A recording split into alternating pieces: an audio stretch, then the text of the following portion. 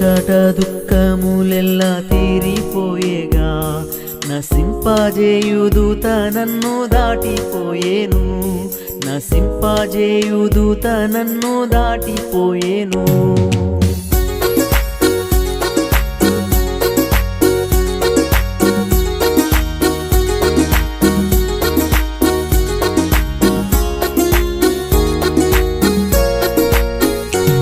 విలువైన గొర్రె పిల్ల రక్తము ద్వారా విలువైన గొర్రె పిల్ల రక్తము ద్వారా కలిగి ఉన్న రక్షణలో దాగి ఉంటిని కలిగి ఉన్న రక్షణలో దాగి ఉంటిని నా సంకట దుఃఖములెల్ల తీరిపోయేగా నశింపజేయుదూత నన్ను దాటిపోయేను నశింపజేయుదూత నన్ను దాటిపోయేను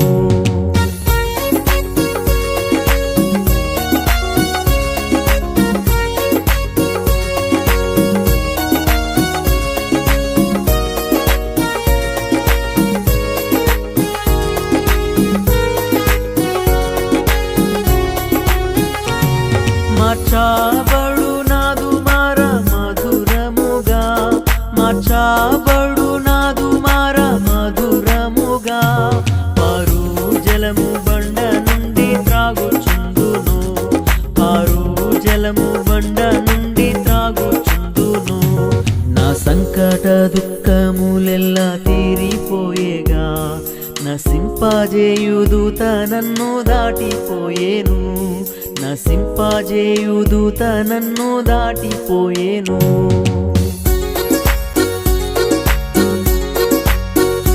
యొక్క ఇతివృత్తాంతాన్ని కొంత భాగాన్ని మనం చూసాం.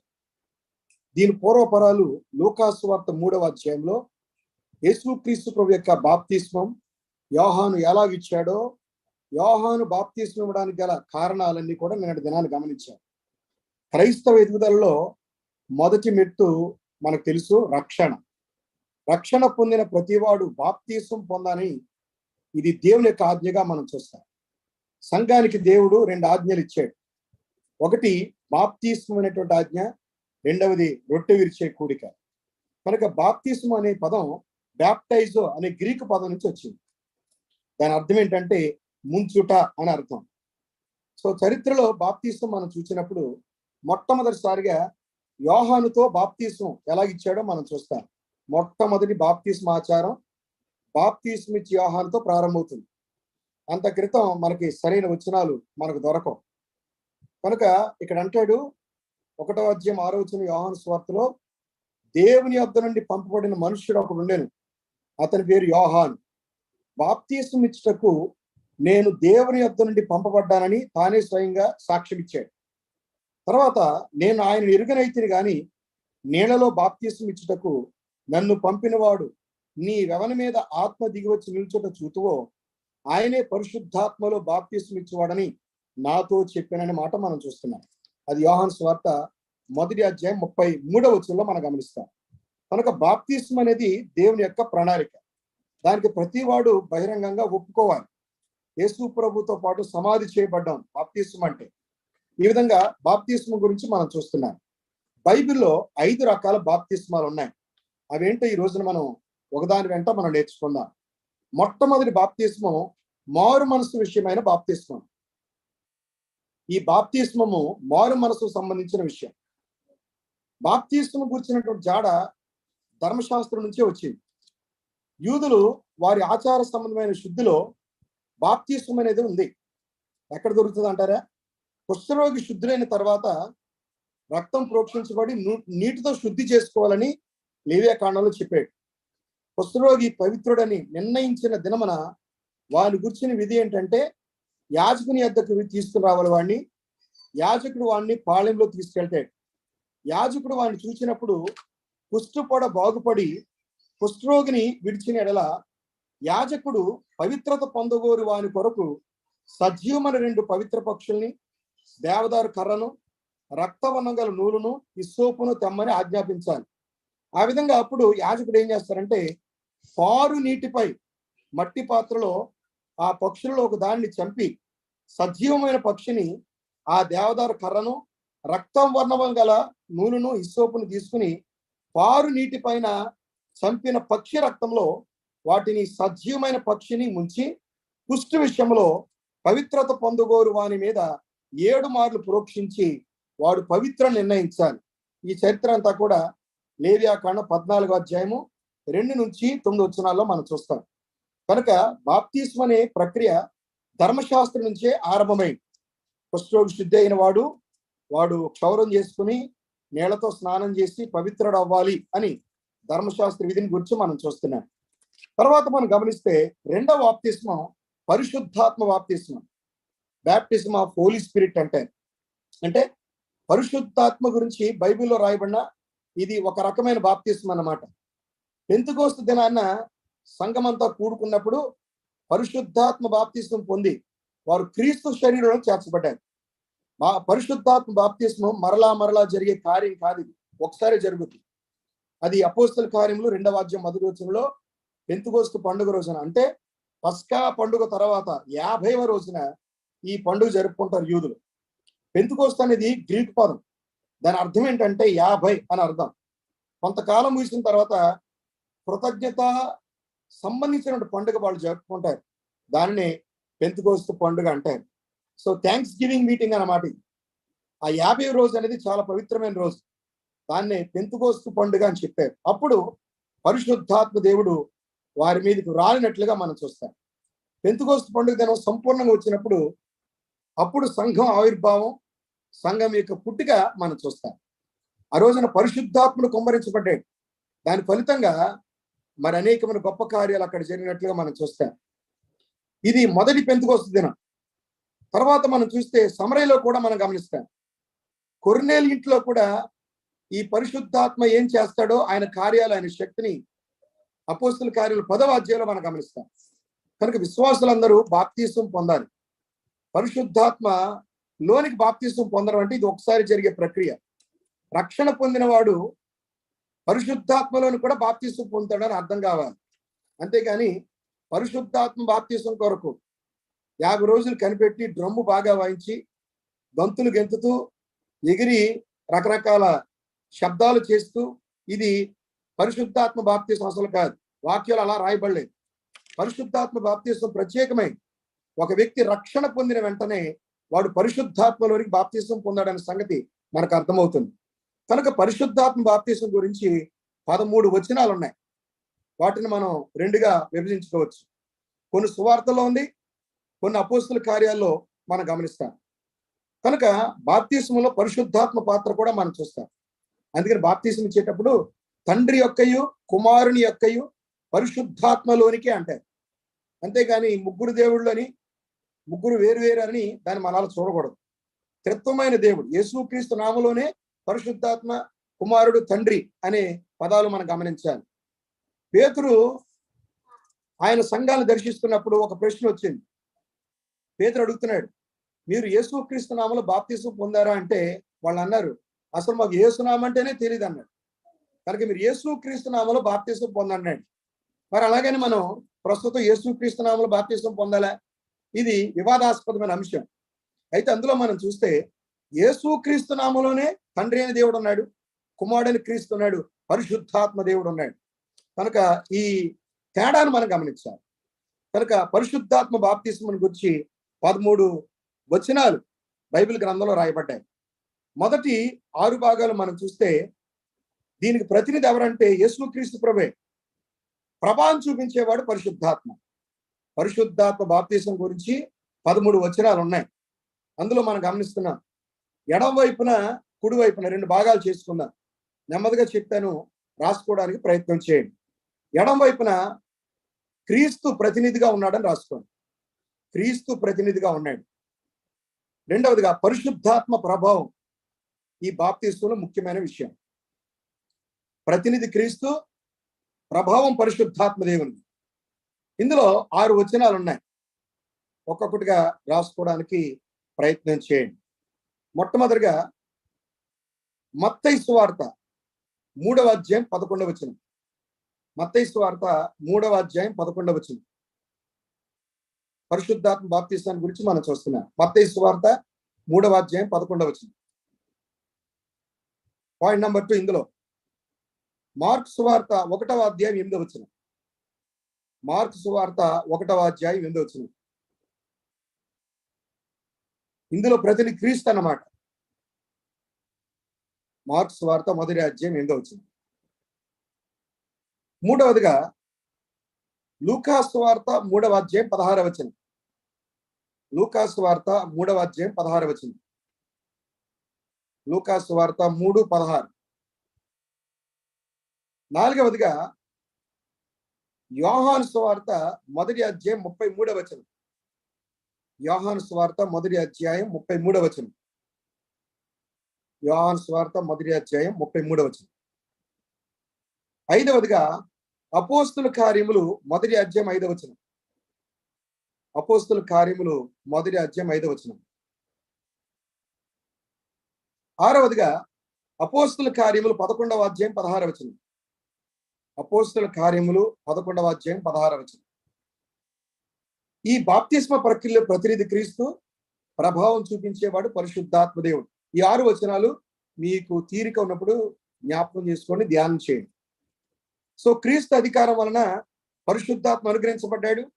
విశ్వాసి పరిశుద్ధ అధికారంలోనికి, స్వాధీనంలోనికి వెళ్తాడు.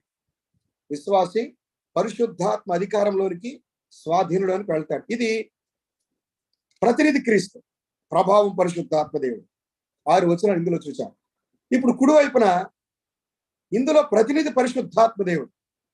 రాసుకోండి పైన హెడ్డింగ్, ప్రతినిధి పరిశుద్ధాత్మ దేవుడు. మరి ఈ బాప్తిస్మలో ప్రభావం చూపించేది ఎవరు? ప్రభావం చూపించేది క్రీస్తు. ప్రతినిధి పరిశుద్ధాత్మ, ప్రభావం చూపించేది యేసు క్రీస్తు ప్రభు. ఇందులో 7 వచనాలు ఉన్నాయి. క్రీస్తు ప్రభావం బట్టి ఇది బాప్తిస్మ అన్నమాట. మొదటిది 1 కొరింథీ 12వ అధ్యాయం 12వ వచనం. కొరింథీయులకు రాసిన మొదటి పత్రిక 12వ అధ్యాయం 12 నుంచి 13 వచనాలు. 12వ అధ్యాయం 12 నుంచి 13 వచనాలు. రెండవదిగా గలతీ పత్రిక 3వ అధ్యాయం 27వ వచనం. గలతీ పత్రిక 3వ అధ్యాయం 27వ వచనం. మూడవదిగా రోమీలకు రాసిన పత్రిక 6వ అధ్యాయం 1 నుంచి 4 వచనాలు. రోమీలకు రాసిన పత్రిక 6వ అధ్యాయం 1 నుండి 4 వచనాలు. నాలుగవదిగా కొలస్సీలకు రాసిన పత్రిక 2వ అధ్యాయము 9 నుంచి 13 వచనాలు. కొలస్సీలకు రాసిన పత్రిక 2వ అధ్యాయం 9 నుంచి 13 వచనాలు. కొలస్సీలకు రాసిన పత్రిక 2వ అధ్యాయం 9 నుంచి 13 వచనాలు. ఐదవదిగా ఎఫెసీలకు రాసిన పత్రిక 4వ అధ్యాయం 4 నుండి 6 వచనాలు. ఎఫెసీ 4వ అధ్యాయం 4 నుండి 6 వచనాలు. ఆరవదిగా పేతురు రాసిన మొదటి పత్రిక 3వ అధ్యాయం 21వ వచనం. పేతురు రాసిన మొదటి పత్రిక 3వ అధ్యాయం 21వ వచనం. పేతురు రాసిన మొదటి పత్రిక 3వ అధ్యాయం 21వ వచనం. ఏడవదిగా మార్కు సువార్త 16:16. మనకు తెలుసు, సర్వలోకానికి వెళ్ళి సర్వ సృష్టికి సువార్తను ప్రకటించి నమ్మి బాప్తీసం పొందినవాడు రక్షించబడునని ప్రభు ఇచ్చిన ఆజ్ఞలో మనం చూస్తాం. మార్కు సువార్త 16:16. ఈ 7 వచనాల్లో ప్రతినిధి పరిశుద్ధాత్మ దేవుడు, ప్రభావం చూపించేవాడు యేసు క్రీస్తు.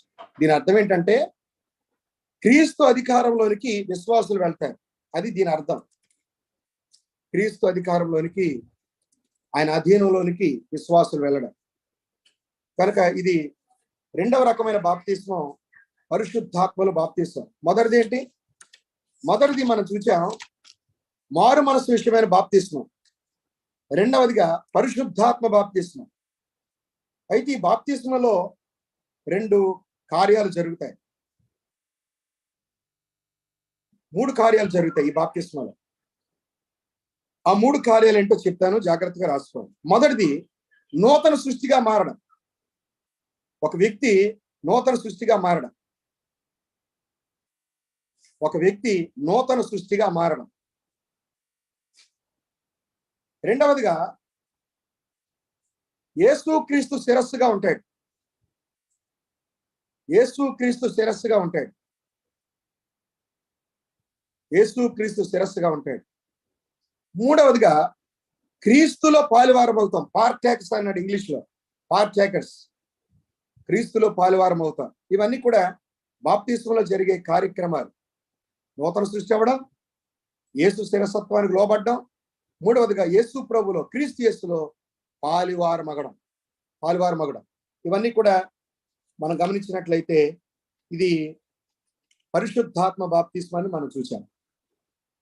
ఇప్పుడు మూడవది ప్రాముఖ్యమైనది, వివాదాస్పదమైంది, అగ్ని బాప్తిస్మం. ది బ్యాప్టిజం ఆఫ్ ఫైర్ అంటారు దీన్ని, అగ్ని బాప్తిస్మం. దీని మీద చాలా తప్పుడు అభిప్రాయాలు ప్రజల్లో ఉన్నాయి. ఈ బోధించే వారిలో కూడా చాలా తప్పుడు అభిప్రాయాలతో బోధిస్తూ ఉంటారు. ద బ్యాప్టిజం ఆఫ్ ఫైర్ అంటే ఏంటో మనం చూద్దాం. వాస్తవానికి మనం నీటి బాప్తిజం గురించి ధ్యానం చేయాలి, కానీ ఇక్కడ అగ్ని బాప్తిజం గురించి ఎందుకు చెప్తున్నాడు?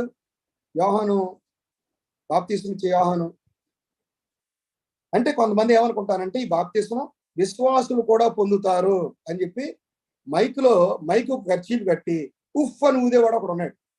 మీకు తెలుసు, నేను ఆ పేరు చెప్పను. అలా ఊదితే అంటే రిలీజ్ ద పవర్ అంటున్నాడు. Power was released. ఇది అగ్ని బాప్తిజం పొందండి అంటే అలాగనే చాలా మంది విపరీతమైన పోకడికి వెళ్ళిపోయి పిచ్చి వారి వల్ల ప్రవర్తిస్తున్నారు. నన్ను క్షమించి మాట చెప్తున్నాను. ఈ బాప్తిస్మం విశ్వాసులు కూడా పొందుతారని కొంతమంది నమ్మిక. కానీ ఆసక్తిగా పరిశీలిస్తే యోహాను ఈ అగ్ని బాప్తిస్మం గురించి మొట్టమొదటి చెప్పాడు. ఈ బాప్తిస్మం ప్రభువే ఇస్తాడని చెప్పాడు. మారు మనసు నిమిత్తం నేలలో మీకు బాప్తిస్మం ఇస్తున్నాను, అయితే నా వెనుక వస్తున్నవాడు నాకంటే శక్తిమంతుడు, ఆయన చెప్పులు మోయుటకైనను నేను పాత్రుడను కాను. పరిశీలిస్తే అగ్ని బాప్తిస్మం పొట్టు కొరకని మనం గమనించగలం. గుర్తుపెట్టుకోండి, ఈ అగ్ని బాప్తిస్మం పొట్టు కొరకు. గోధుమలను కొట్టులో వేసిన తర్వాత పొట్టును ఆరని అగ్నిలో వేస్తాయి. ఎప్పుడు జరుగుతుంది? యుగ సమాప్తి యందు ధవళ సింహాసన తీర్పు తర్వాత అవిశ్వాసుల ఆరని అగ్నిలో వేస్తాయి. ప్రకటన గ్రంథం 20వ అధ్యాయం 16వ వచనం, ఎవని పేరైనను జీవ గ్రంథమందు వ్రాయబడినట్టు కనబడిన యెడల వాడు అగ్నిగుండంలో పడవేయబడతాడని చెప్పాడు. కనుక పరిశుద్ధాత్మ అగ్ని బాప్తిస్మం మనం చూస్తా ఉన్నాం. పరిశుద్ధ ఆత్మ బాప్తిస్మలో జరిగే విషయాలు మనం చూసాం. మూడవదిగా అగ్ని బాప్తిస్మం ఎప్పుడు జరుగుద్ది అంటే యుగ సమాప్తి యందు క్రీస్తు ధవళ సింహాసనం దగ్గర ఈ బాప్తిస్మం జరుగుద్ది. అందులో అవిశ్వాసులను తీర్పు చేసిన తర్వాత ఆరని అగ్నిలో వేస్తాడు. కనుక ఈ సోకాల్డ్ ప్రీచర్స్ మైకులు ఉఫ్ఫను ఊదుతూ చెప్పే బాప్తిస్మం అది వాక్యానుసారమైన బాప్తిస్మం కాదు. మీకు వచ్చిన ఆధారాన్ని కూడా ఇచ్చాను, కాకపోతే మీరు ఇంకా పరిశీలన చేయండి, జాగ్రత్తగా పరీక్షించండి. కనుక గోధుమలేమో కొట్లో పోస్తాడు, ఆ పొట్టునేమో ఆరని అగ్నితో కాల్చి వేస్తాడు. నాలుగవదిగా యేసు క్రీస్తు బాప్తిస్మం. మీకు అర్థమై ఉంటది. మొదటి బాప్తిస్మం మారు మనసు విషయాన్ని బాప్తిస్మం, రెండవది పరిశుద్ధాత్మ బాప్తిస్మం, మూడవది అగ్ని బాప్తిస్మం. పరిశుద్ధాత్మ బాప్తిస్మలో ఎప్పుడు జరుగుద్దో మనం చూసాం. ఇంకా ఈ బాప్తిస్మం మొట్టమొదట అపోస్తలుల కార్యాలు 2వ అధ్యాయంలో ప్రారంభమైందని, పెంతెకోస్తు దినాన్ని ఇది ఆరంభమైందని, అందులోని సమరయలో కొర్నేలి అంట, అలాగే కొంతమంది విశ్వాసులు వారి జీవితాల్లో ఏం జరిగిందో మనం చూసాం. కనుక ఒక్క శరీరంలోనికి ఒక్క ఆత్మ ఏందే మనం బాప్తిస్మాన్ని గమనిస్తూ ఉన్నాం. కనుక 13 భాగాలు ఈ పరిశుద్ధాత్మ బాప్తిస్మాన్ని గురించి మనం చూసాం. కనుక పరిశుద్ధాత్మ కొరకు కనిపెట్టాల్సిన అవసరం లేదు. పరిశుద్ధాత్మే మనలోనే ఉంటాడు, మనతో ఉంటాడు. ఎంతకాలం? ప్రభు వచ్చేంత వరకు. అది ప్రభు వాగ్దానం చేశాడు. యోహాను సువార్త 14వ అధ్యాయంలో మనం చూస్తాం. ఇక నాలుగవది యేసు క్రీస్తు ప్రభు బాప్తిస్మం. యేసు ప్రభు ఎందుకు బాప్తిస్మం పొందాడు? ఎందుకు బాప్తిస్మం పొందాల్సి వచ్చింది అనే ప్రశ్నకు అనేక జవాబులు ఉన్నాయి. కనుక ఇక్కడ మనం చూస్తే పాప క్షమాపణ కొరకే ప్రభు బాప్తిస్మం పొందలేదు. పాప క్షమాపణ కొరకే మారు మనసు విషయమై ప్రభు బాప్తిస్మం పొందలేదు. అది అవసరం లేదు. ఆయన నీతి యావత్తు జరగడానికి ప్రభు బాప్తిస్మం పొందాడు. యేసు బాప్తిస్మం పొందిన వెంటనే నీళ్లలో నుంచి ఒడ్డుకు వచ్చినప్పుడు ఆకాశం తెరవబడింది. దేవుని ఆత్మ పావురం వలె దిగి వచ్చి ఆయన మీదకి రావడం మనం చూసి, ఇదిగో ఈయన నా ప్రియ కుమారుడు, ఈయన యందు నేను ఆనందించున్నాను ఒక శబ్దము ఆకాశం నుండి వచ్చుట మనం చూసాం. మత్తయి సువార్త 3వ అధ్యాయం 13-17 మనం చూస్తా ఉన్నాం.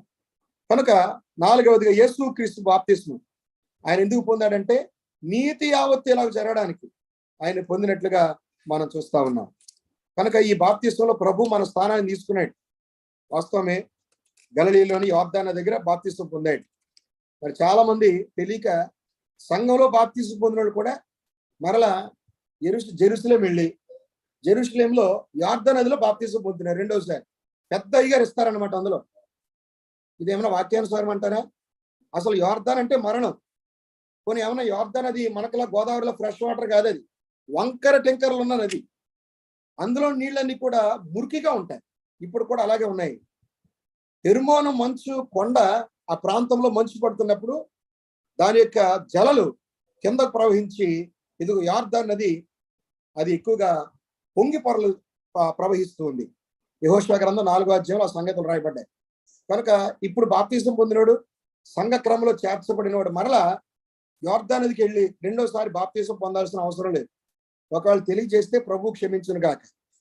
బాప్తిస్మ యోహాను, ప్రభు బాప్తిస్మ విశిష్టత మనం చూసినప్పుడు చరిత్రలో బాప్తిస్మ యోహాను ఒక అసమానమైన వ్యక్తి. అతడు పుట్టక ముందే అతని పేరు పుట్టక ఉద్దేశం తెలపబడింది. లూకాసు వార్త 1:13 చెప్పాడు, స్త్రీలు కనిన వారందరిలో యోహాను గొప్పవాడు అన్నాడు. కనుక అతడు యాజక కుటుంబంలో జన్మించిన వాడు. యేసుక్రీస్తు మార్గాన్ని సరళం చేయడానికి అంబాసిడర్ గా, ఫోర్ రన్నర్ గా యోహాను వచ్చినట్లుగా మనం చూస్తాం. కనుక బైబిల్లో రాయబడింది ఏంటంటే బాప్తిస్మం పొందిన ప్రభు యోహాను వద్దకు వచ్చినప్పుడు యోహాను యేసుప్రభుని నివారించడానికి చూశాడు. అప్పుడు ప్రభు అన్నాడు, ఇప్పటికి కానిమ్ము నీతి యావత్తు ఇలాగ నెరవేర్చుట మనకు తగినదని ఉత్తరం ఇచ్చాడు ప్రభు. కనుక నీతి యావత్తుని జరిగించడానికి ప్రభు బాప్తిస్మం పొందాడు. అయితే ఇక్కడ ఒక సంగతి మనం అర్థం చేసుకోవాలి. అదేంటంటే యేసు ప్రభు యొక్క ఆఫీసెస్ మనం చూడాలి. ప్రభు 3 కార్యాలు, 3 విధులు నిర్వర్తించాడు. అదేమిటంటే మొట్టమొదటిది యేసు ప్రభు ప్రవక్తగా మనం చూస్తాం. ప్రవక్త అనేవాడు ఏం చేయాలి? యాజకుని యొక్క బాధ్యత ఏంటి? రాజు యొక్క బాధ్యత ఏంటి? ఈ 3 ఉద్యోగాలు ఇశ్రాయేలు జనాంగంలో ఉన్నతమైన ఉద్యోగాలు. ప్రవక్త, రాజు, యాజకుడు, ఈ 3 కూడా ఇశ్రాయేలు యొక్క దేశంలో ఉన్నతమైన ఉద్యోగాలు. ఈ 3 కూడా. ఒక వ్యక్తి యాజకుడు కావాలంటే 30 సంవత్సరాల వయసు కలవాడి ఉండాలి. అది ధర్మశాస్త్రం చెప్తుంది. 30 ఏండ్ల మొదలుకొని 50 ఏండ్ల వరకు ప్రాయం కలిగి ప్రత్యక్ష గుడారంలో పనిచేయడానికి శానగా చేరగల వారందరినీ సంఖ్యను రాయించమన్నాడు సంఖ్యాకాండంలో 4వ అధ్యాయంలో. ప్రభువు యేసుక్రీస్తు 30 ఏండ్ల వయసులో బాప్తిస్మం పొందాడని బైబిల్ చెప్తుంది. కనుక ఒక వ్యక్తి యాజకుడు కావాలంటే అతడు 30 సంవత్సరాలు వయస్సు కలవాడి ఉండాలి. తర్వాత అతడు నీటితో కడగబడి మరి యొక్క యాజకుని చేత అభిషేకం పొందాలి. అహరోనును అతని కుమారులు ప్రత్యక్ష గుడారం దగ్గర గంగాళం దగ్గరికి వచ్చి వారు స్నానం చేయాలి. ఆ తర్వాత అభిషేక తైలం వేసుకుని తల మీద అభిషేక తైలం ఉన్నప్పుడు వారు ప్రత్యక్ష గుడారంలోని ప్రవేశిస్తారు. ఇది నిర్గమాకాండం 29వ అధ్యాయము 4వ వచనంలో మనం చూస్తాం. కనుక ఒక వ్యక్తి యాజకుడు కావాలంటే 30 సంవత్సరాలు ఉండాలి. తర్వాత అతడు గంగాళం దగ్గరికి వచ్చి శుద్ధుడవ్వాలి. శుద్ధుడైన తర్వాత అభిషేక తైలం అతని మీద ఉండాలి. యేసు ప్రభువులో అదే జరిగింది. యేసు ప్రభు బాప్తిస్మం పొందాడు. బాప్తిస్మం పొందిన వెంటనే అభిషేకం పొందాడు. అది పరిశుద్ధాత్మ అభిషేకం. ఈ విధంగా ప్రభు మెల్కీసెదెకు క్రమం చొప్పున ఆయన యాజకుడు అయ్యాడనే సంగతి మనకు అర్థమవుతుంది. ఇది బాప్తిస్మం వచ్చినటువంటి వివరాలు. హెబ్రీ పత్రిక 5వ అధ్యాయము 8-10 వచనాల్లో ఆయన దేవుని చేత పిలబడిన వారు తనకు విధేయన వారికి అందరికీ నిత్య రక్షణకు ప్రభు కారకుడయ్యాడు. కనుక యోహాను యాజకుటుంబంలో పుట్టిన ప్రవక్త అని బైబిల్ తేటగా చెప్తుంది. స్త్రీలు కని వారిలో యోహాను గొప్పవాడని మత్తయి సువార్త 11వ అధ్యాయం 11వ వచనంలో మనం చూస్తాం. యేసుక్రీస్తు ప్రభు బాప్తిస్మంతో ఒక నూతన అధ్యాయం ప్రారంభమైంది. యేసు ప్రభు మెల్కీసెదెకు క్రమం చొప్పున యాజకుడయ్యాడు. మాత్రమే కాదు, ఆ యాజకత్వంలో మనం కూడా క్రొత్త నిబంధనలో యాజకులమయ్యాం. ఇది యాజకుడిగా మనం గమనిస్తాం. రెండవ ఉన్నత ఉద్యోగం ఇశ్రాయేలు ప్రజల్లో ఏంటంటే, రెండవదిగా మనం చూస్తా ఉంటే ఇశ్రాయేలు జనాంగంలో మరొక ఉన్నత ఉద్యోగం రాజు. యేసుప్రభు యాజకుడు బాప్తిస్మం పొందడం ద్వారా ఇదిగో ఆయనకు ఉద్యోగాన్ని మనం చూస్తున్నాం, బాధ్యతను మనం చూస్తాం. రెండవ ఉద్యోగం యేసుప్రభు యొక్క రాజుగా చూస్తా ఉన్నాం. ఒక వ్యక్తి రాజు కావాలంటే అతడు ప్రవక్త ద్వారా గాని యాజకుని ద్వారా గాని అభిషేకించబడాలి.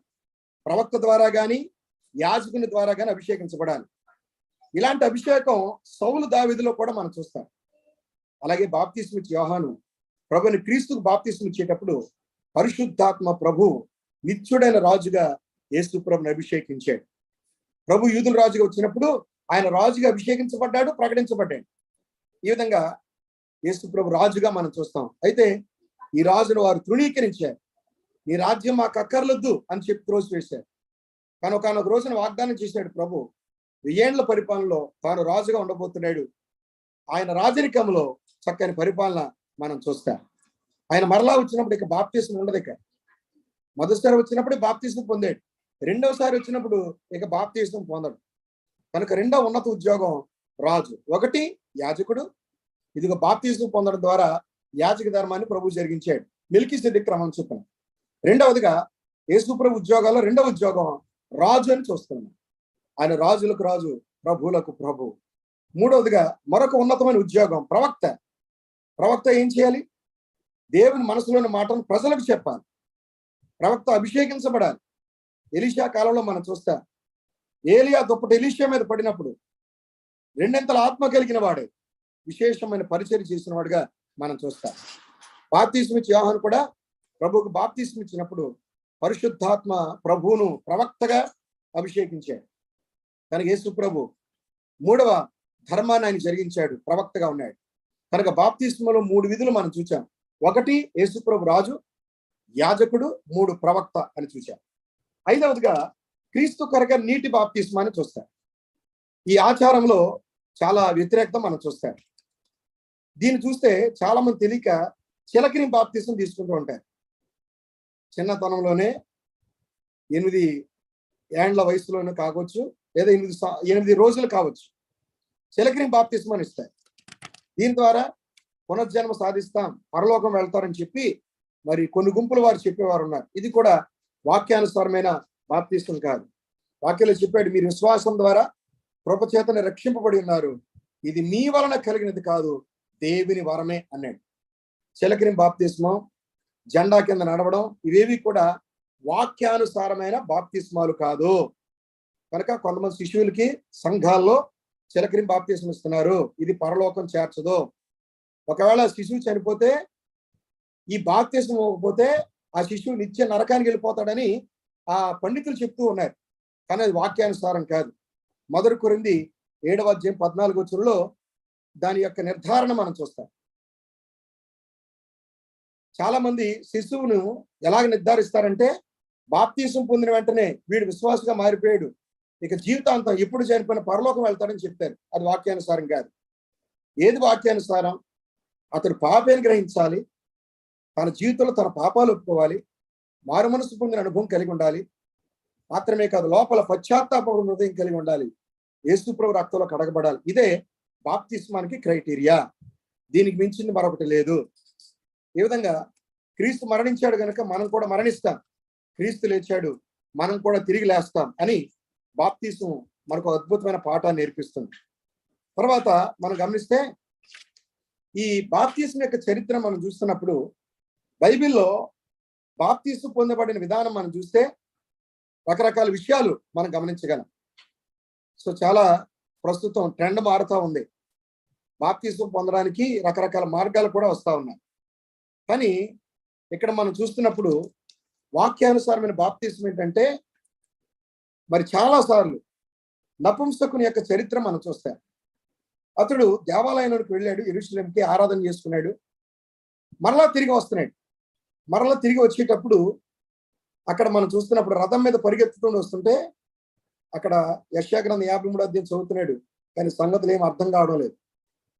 వెంటనే ప్రవక్త లేకపోతే పరిచారకుడు సువార్థికుడు అయినటువంటి ఫిలిప్పు ఆ రథాన్ని వెంటాడి వెళ్ళాడు. నువ్వు చదువుతుంది అర్థం చేసుకుంటున్నావా అని అడిగినప్పుడు వెంటనే ఎవరో ఒకరు నాకు చెప్పాలి కదా అన్నప్పుడు ఆ 53వ అధ్యాయం మొత్తం ఎవరైనా చెప్పినప్పుడు ఆ నపుంసకుడు చెప్తాడు, ఇదిగో నీళ్లు, బాప్తిస్మం పొందడానికి ఏంటి ఆటంకం అనగానే వెంటనే అతడు బాప్తిస్మం పొంది సంతోషంగా ఇంటికి వెళ్ళాడని మనం చూస్తాం. కనుక ఎన్నో చరిత్రలు బాప్తిస్మం గురించి మనం చూస్తాం. కనుక ఇక్కడ మనం చూస్తూ ఉంటే అందులో 3 ప్రధానమైన విషయాలు మనం చూస్తాం. ఒకటి, రోమీయులకు రాసిన పత్రిక 6వ అధ్యాయంలో మనము బాప్తిస్మం పొందడానికి నీటిలోనికి వెళ్ళినప్పుడు ఒక సాక్ష్యం చెప్పబడుతుంది. అదేమిటి అంటే, ఇది మీకు అర్థమవడానికి చెప్తాను. ఒక వ్యక్తి నిలబడ్డాడు నీటిలో, ఈ వ్యక్తిని నీటిలో ముంచాడు. నీటిలో ముంచగానే ఈ స్థితి ఏం చెప్తుందంటే, యేసు ప్రభుతో పాటు ఆయన పక్కన నేను సమాధి చేయబడ్డాను అని చెప్తుంది. ఇప్పుడు ఈ వ్యక్తి నీటిలో ఉన్నాడు, అలాగే ఉండడు, మరలా లేస్తాడు. యేసు ప్రభు 3వ రోజున తిరిగి లేచాడు. ఇదిగో నేను పాత పురుషుణ్ణి పాతి పెట్టాను, నూతన పురుషుడు ఇప్పుడు ఇదిగో లేచి నిలబడ్డాడు. విన్నారు ఈ మాట? కనుక యేసుక్రీస్తు ప్రభు తిరిగి లేచాడు, నేను కూడా తిరిగి లేస్తాను. ఇది ఒక గొప్ప స్థితిని, సత్యాన్ని తెలియజేస్తుంది.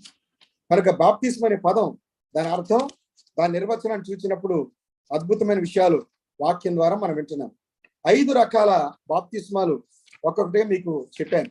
మొదటిది మారు మనసు విషయమైన బాప్తిస్మం. ఇది ఒక వ్యక్తి పాప క్షమాపణ పొంది జీవితంలో పశ్చాత్తాపడిన వాడై యేసుప్రభు రక్తంలో కడగబడిన వాడై బాప్తిస్మం పొందాలి. దీని మూలం ధర్మశాస్త్రంలో పారు నీటిలో చనిపోయిన పక్షి ఎలా ఉంచబడిన విషయాలని మనం చూసాం. రెండవదిగా పరిశుద్ధాత్మ బాప్తిస్మం. ఈ బాప్తిస్మం ఎప్పుడో ఎలా జరిగిందో దీని ఇతివృత్తాంతం అంతా కూడా మనం చూసాం. పెంతెకోస్తు పండుగ రోజున జరిగిందని, 50వ రోజున ఈ బాప్తిస్మం జరిగిందని మనం చూసాం. సో 13 వచనాలు పరిశుద్ధాత్మను గురించినటువంటి బాప్తిస్మం గురించిన విషయాలు లేఖనాల్లో రాయబడ్డాయని, మనం పరిశుద్ధాత్మ కొరకు కనిపెట్టాల్సిన అవసరం లేదని, ఆయన మనతో ఉన్నాడు అని వాగ్దానం చేశాడు ప్రభు. ఎందుకని? ఎఫెసీ పత్రిక 1:3లో మీరు ఆత్మ చేత ముద్రించబడని చెప్పాడు. పరిశుద్ధాత్మే ఈ కార్యాన్ని జరిగించిన వాడుగా మనం చూస్తా ఉన్నాం. మూడవది అగ్ని బాప్తిస్మం అని మనం చూచాం. అగ్ని బాప్తిస్మం ఎప్పుడు జరుగుద్ది? ఎవరో ఒకరు చెప్తే ఆ కాంగ్రిగేషన్ లో జరిగేది కాదు. ఇది ఎప్పుడు జరుగుద్ది అంటే, యుగ సమాప్తి యందు ధవళ సింహాసనం దగ్గర తీర్పు చేయబడినప్పుడు గోధుమలేమో కొట్లో వేస్తాడు, పొట్టును ఆరని అగ్నిలో వేస్తాడు. ఎవరి పేరైనా జీవగ్రంథం ముందు రాయబడినట్టు కనబడిన ఎడల వాడు అగ్నిగుండంలో వేయబడతాడు. 4వది యేసుక్రీస్తు ప్రభు బాప్తిస్మం చూచాం. యేసు ప్రభు ఎందుకు బాప్తిస్మం పొందాడు? నీతి విధి జరగడానికి, నీతి యావత్తు జరగడానికి ప్రభు బాప్తిస్మం పొందాల్సి వచ్చింది. ఆయన బాప్తిస్మం పొందడం ద్వారా 3 రకాల క్రియలు జరిగాయి, 3 రకాల ఉద్యోగాలు, 3 డ్యూటీస్ యేసు ప్రభులో చూస్తాం. ఒకటి, ఆయన ప్రవక్తగా, రెండవదిగా ఆయన యాజకుడిగా, మూడవదిగా ఆయన రాజుగా మనం గమనిస్తాం. యాజకుడు కావాలంటే 30 సంవత్సరాలు ఉండాలి. తర్వాత ప్రత్యక్ష గుడారంలో వాడు కడగబడాలి. కడగబడిన తర్వాత అభిషేకించబడాలి. ప్రతిష్టాభిషేక తైలంతో అభిషేకించబడిన తర్వాత యాజకుడు కావాలి. రాజుగా ఎలాగ వేయబడ్డాడు చూసాం. యేసుప్రభు మెల్కీసెదెకు క్రమం చొప్పున ప్రధాన యాజకుడు అయ్యాడు. ఇప్పుడు ఆయన ప్రధాన యాజకుడిగా మన కొరకు నిరంతరం విజ్ఞాపన చేస్తున్నాడు. క్రొత్త నిబంధనలో మనకి ఇవ్వబడిన టైటిల్ ఏంటంటే, ప్రకటన గ్రంథం 1:6 రాజులైన యాజక సమూహం అని చూస్తున్నాం. కానీ యేసుక్రీస్తు బాప్తిస్మంతో ఒక నూతన అధ్యాయం ఏర్పడిందని మనం చూసాం. రెండవదిగా యేసుప్రభు చేసిన ఉద్యోగంలో రెండవ ఉద్యోగం రాజు. ఆయన రాజుగా ఉండాలంటే అతను ప్రవక్త ద్వారా కానీ యాజకుల ద్వారా కానీ అభిషేకించబడాలి. ఇదిగో బాప్తిస్మం ఇచ్చి యోహాను ప్రవక్త, యేసుప్రభు బాప్తిస్మం ఇచ్చాడు. ఆ విధంగా పరిశుద్ధాత్మ అభిషేకాన్ని ప్రభు పొందుకున్నాడు. ఆయన రాజు. మూడవదిగా మనం చూసే ప్రవక్త. ప్రవక్త కావాలంటే మరొక ప్రవక్త చేత అభిషేకించబడాలి. ఎలీషాలో మనం చూసాం. అలాగే బాప్తిస్మం ఇచ్చి యోహాను ప్రభువుకు బాప్తిస్మం ఇచ్చినప్పుడు పరిశుద్ధాత్మ ప్రభువుగాను ప్రవక్తగాను అభిషేకించాడు. 5వదిగా క్రీస్తు కొరకైనటువంటి నీటి బాప్తిస్మాన్ని మనం చూచాం.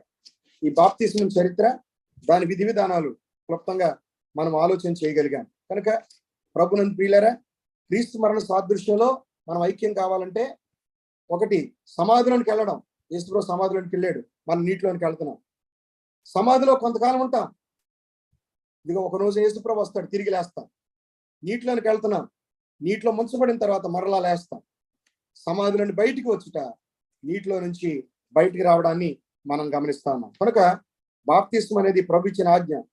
కొంతమంది రక్షించబడతారు కానీ బాప్తిస్మం పొందరు. నిలబడతానో లేదో అని భయం. కానీ నిలబెట్టేవాడు ప్రభు. మనంతరం మనం నిలబడలేం. ప్రభు ఆరోహణం కాకముందు ప్రభు ఇచ్చిన ఆజ్ఞ మత్తయి సువార్త 28వ అధ్యాయం 18 నుంచి 20 వచనాలు. భూమి మీద నాకు సర్వాధికారం ఇవ్వబడింది, పరలోకంలో కూడా. కాబట్టి మీరు వెళ్ళి సమస్త జన శిష్యులుగా చేయండి. కుమారు యొక్కయు తండ్రి యొక్క పరిశుద్ధాత్మ నామములోనికి వారికి బాప్తిస్మం ఇవ్వండి అని ఆజ్ఞాపించాడు. కనుక బాప్తిస్మంలో 3 డీలు గమనిస్తాం, రాసుకోండి. 3 డీలు, 3 Ds అంటారు. మొదటి డి డిప్. డిప్ అనగా ముంచుట అని అర్థం. డిప్ అనగా ముంచుట. రెండవది డి డెవలప్. డెవలప్ పెంచుట, అభివృద్ధి గావించుట. పెంచుట లేదా అభివృద్ధి గావించుట. డిప్ అంటే ముంచుట, రెండవది డెవలప్ పెంచుట, మూడవది డిసైపుల్ శిష్యులుగా చేయుట. శిష్యులనుగా చేయుట, డిసైపుల్. ఈ ఆజ్ఞ ఇంగ్లీష్లో 3 డీలుగా చెప్పారు బాప్తిస్మం అనే ఆజ్ఞను. Dip, develop, disciple. గుర్తుపెట్టుకోండి. Dip, develop, disciple. ఒక వ్యక్తిని ముంచిన తర్వాత మన బాధ్యత ఏంటంటే వారిని శిష్యులుగా చేయాలి. మనకు కాదు శిష్యులుగా, ప్రభు శిష్యులుగా చేయాలి. అంటే వారికి దేవుని యొక్క వాక్య సిద్ధాంతాన్ని, ఉపదేశాల్ని మనం వారికి బోధించాలి. కనుక బాప్తిస్మ సాదృశ్యం ఏంటంటే యేసుప్రభు పొందాడు, మనం కూడా పొందుతున్నాం. పరిశుద్ధాత్మలోని బాప్తిస్మం పొందాం. కనుక ఆయన మనల్ని ప్రేమించాడు. 1 కొరింథీ 13వ అధ్యాయంలో దాని ముగింపు మనం చూస్తాం. అదేంటంటే విశ్వాసము, నిరీక్షణ, ప్రేమ, ఈ 3 నిలుచును, వీటిలో శ్రేష్టమైంది ప్రేమే అంటాడు. ఒక వ్యక్తి నీటి బాప్తిస్మం పొందితే ప్రభువుకు విధేయత చూపిస్తాడు. అతడు ప్రభు పట్ల తనకున్న ప్రేమను వెల్లడిపరుస్తాడు. అందుకని యోహాను సువార్త 14:15లో చెప్పాడు, మీరు నన్ను ప్రేమించే యెడల నా ఆజ్ఞలను గైకొందురు అంటాడు. కనుక బాప్తిస్మం అనేటువంటి అద్భుతమైన అంశంలో మనం గమనిస్తున్నాం. పరిశుద్ధాత్మలోనికి మనం బాప్తిస్మం పొందాం. రక్షించబడిన వెంటనే జరిగే ప్రక్రియ కనుక మనం కనిపెట్టాల్సిన అవసరం లేదు. ప్రభు పరిశుద్ధాత్మ ఆల్రెడీ మనతో ఉంచాడు. సర్వసత్యములను నడిపిస్తాడు. నీతిని గురించి, పాపాన్ని గురించి ఒప్పింపజేస్తాడు. కనుక మనం కన్ఫ్యూజ్ పొందాల్సిన అవసరం లేదు. ఇది వాక్యం చెబుతున్నటువంటి బోధ. ఇది వాక్యానుసారమైన క్రమం. కనుక ఈ విషయాలు మనసులో ఉంచుకొని బాప్తిస్మము దాని యొక్క అర్థాన్ని గమనించాలని మనం చేస్తున్నాను.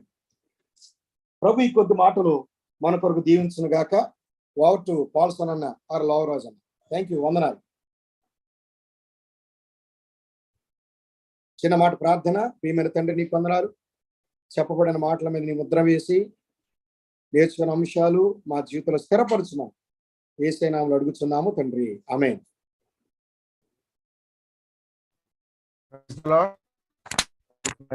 సత్యాలను ఈరోజు మనము మత్తయి సువార్త 3వ అధ్యాయం కంటిన్యూ చేస్తూ కొనసాగిస్తూ మనము నేర్చుకున్నాం.